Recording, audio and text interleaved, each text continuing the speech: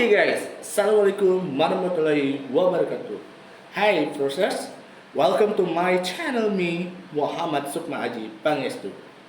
Oke guys, hari ini kita akan bikin video baru yang udah di request oleh Pak Ananto Tri dari mata kuliah Matematika Terapan 1, dosen pengampu semester pendek ini. Dengan temanya adalah implementasi matematika terapan dalam kehidupan sehari-hari.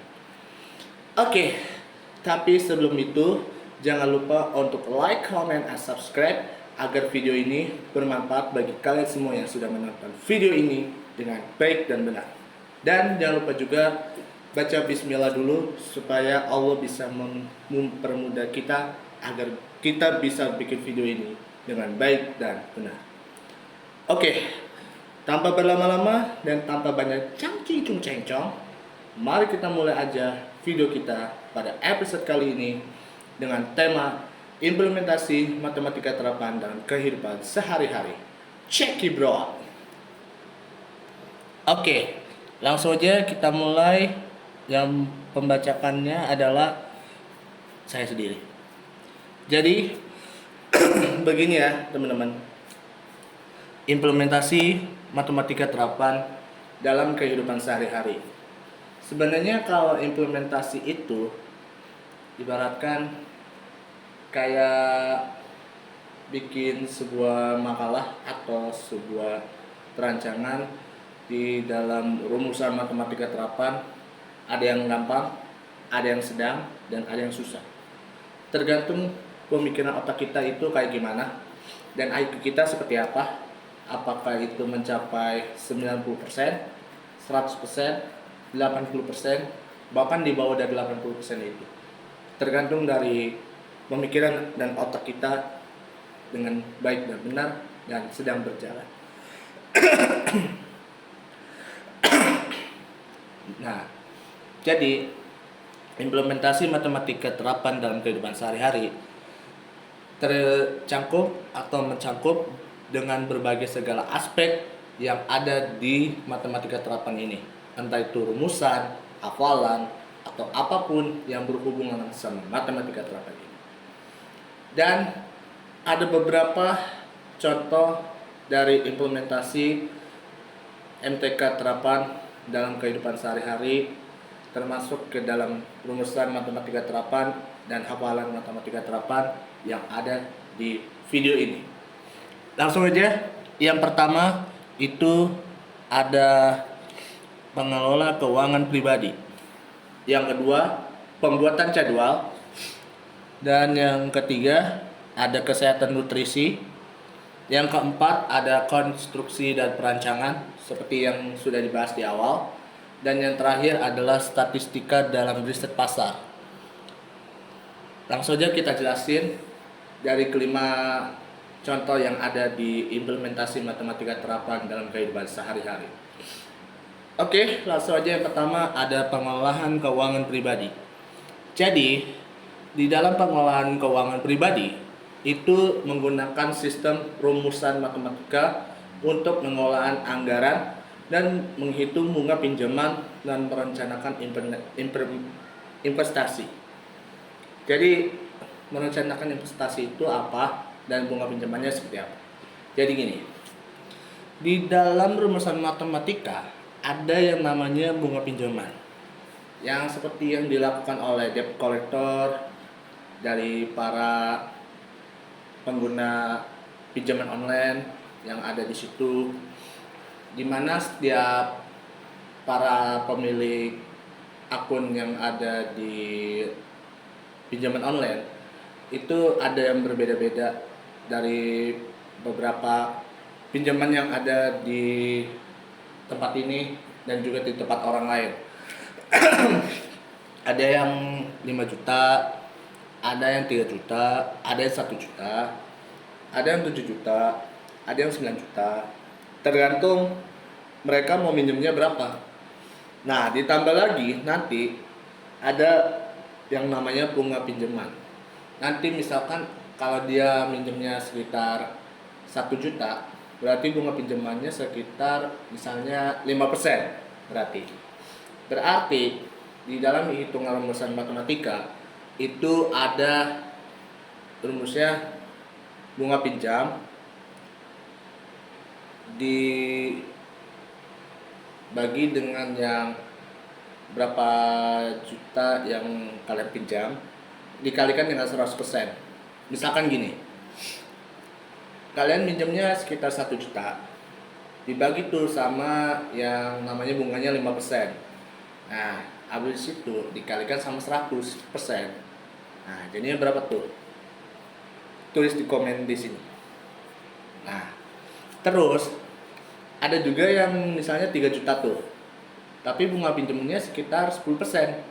Nah, berarti 3 juta dibagi 10% dikali 100%.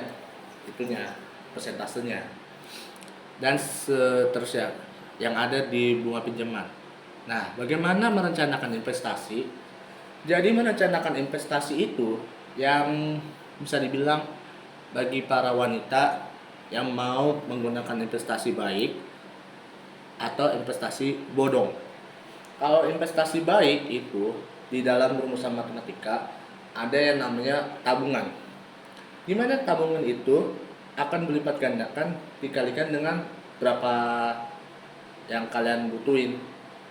Nggak pakai minjem-minjeman, nggak.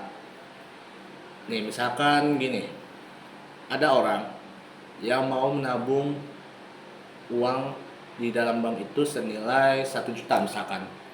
Nah, berarti ya 1 juta itu setiap kalikan, misalnya kalikan 2, maka 1 juta kalikan 2 itu 2 juta ya.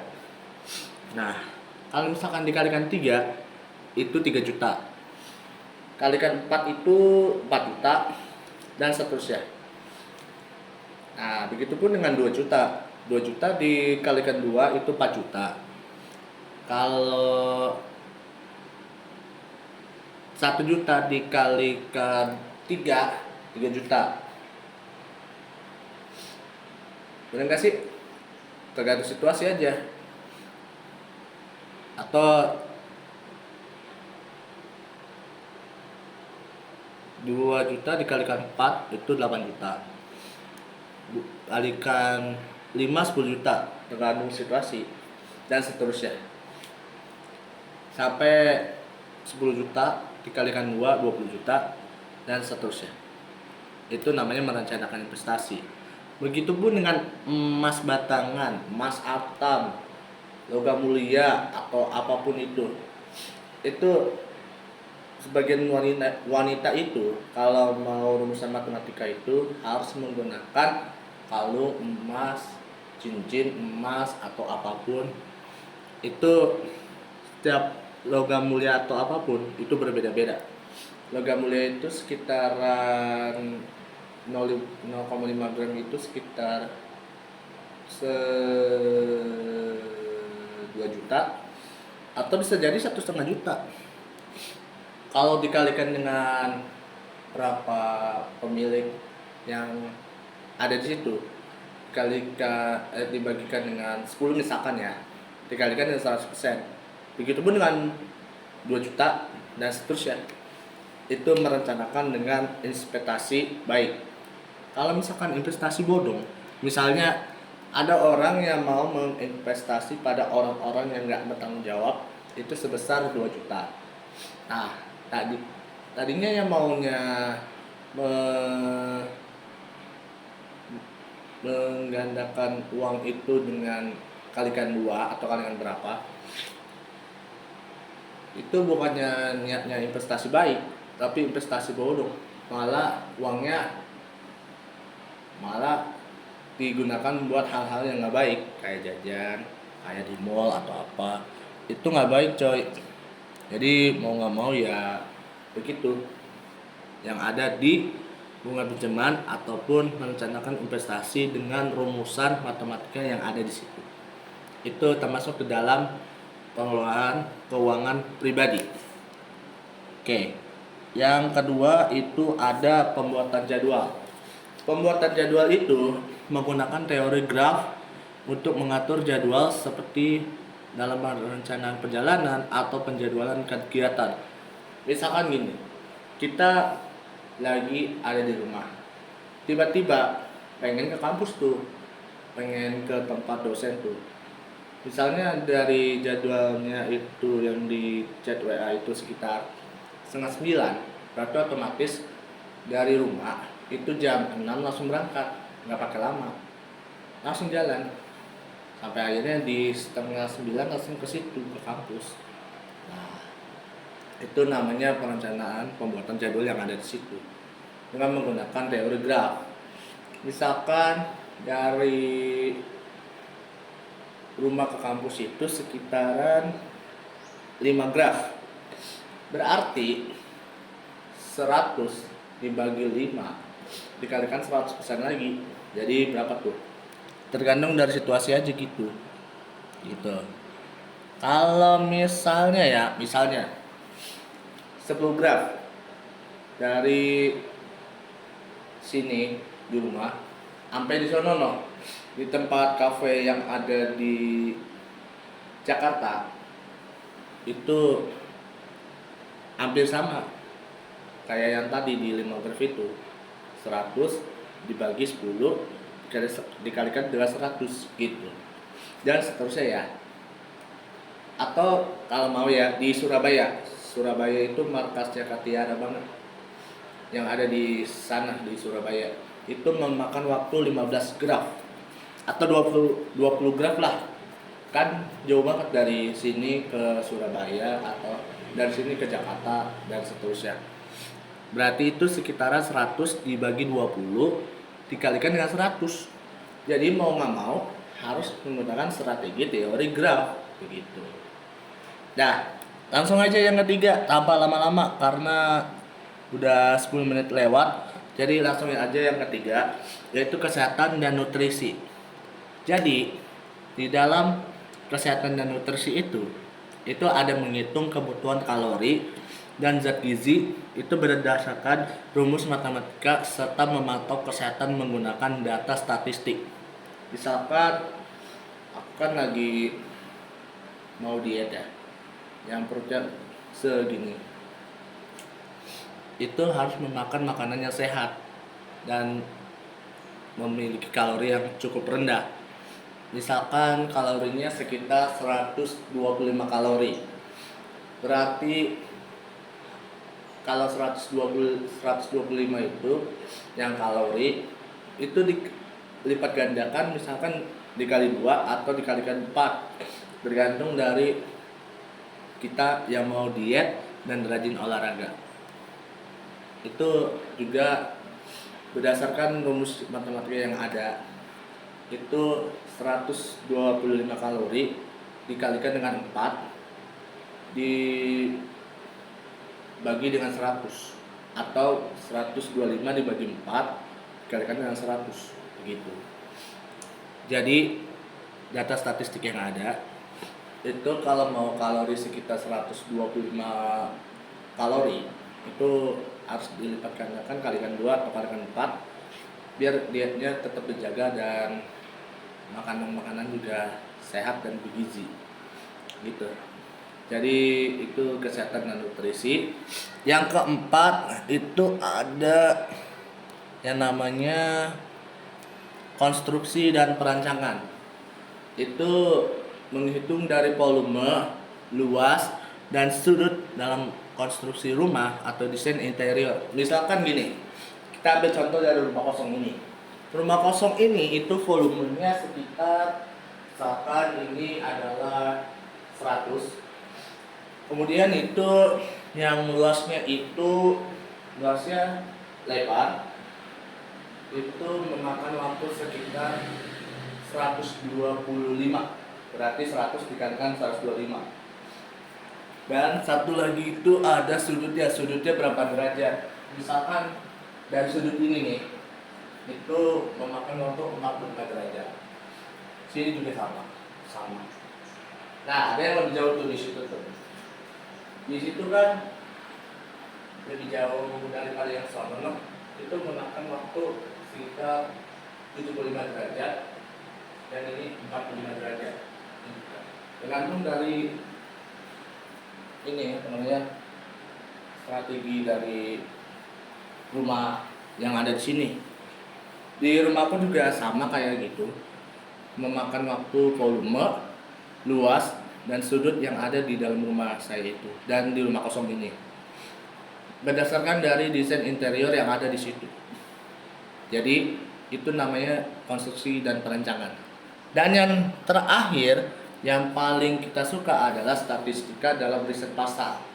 Nah, jadi yang terakhir itu statistika dalam riset pasar itu menggunakan statistik untuk menganalisis data konsumen dan tren pasar.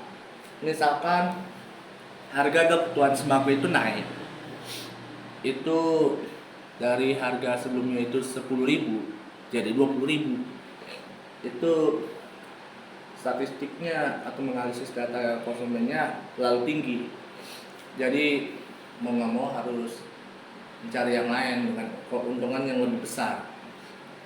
Nah, contoh ayam juga harganya tinggi tuh, dari 50.000 ke 100.000, juga sama kayak gitu. Itu ke statistika dalam riset pasar. Telur juga harganya mahal. Itu dari sekitar berapa tuh? 20.000 ke 25.000. Ya, itu sama aja dengan statistika dalam riset pasar. Jadi, dengan menggunakan statistik untuk menganalisis data konsumen dan tren pasar itu dari ayam, telur, dan lain-lain, itu harus benar-benar itu terjadi dan tidak ada lagi yang namanya kecurangan dalam menggunakan tren pasar atau konsumen pasar yang ada di situ, baik di pasar sini, pasar situ, dan lain-lain. Itu namanya statistika dalam riset pasar. Nah, terakhir ya di bawah ada yang namanya quotient. Jadi quotient adalah matematika terapan membantu memecahkan masalah praktis dan dengan menerapkan konsep-konsep matematika dalam situasi yang nyata. Jadi ya segini aja untuk video kita kali ini, dan mohon maaf apabila ada kesalahan atau kata-kata yang pengucapannya kurang berkenan atau berlibatkan dengan mulut dengan kata-kata yang nggak ngerti, mohon untuk dimaafkan sebesar-besarnya guys ya. Jadi hari ini segini aja untuk video kita hari ini, dan insya Allah kita ketemu lagi kalau ada konten-konten berikutnya seperti ini dengan lebih tren lagi dan lebih memuaskan lagi.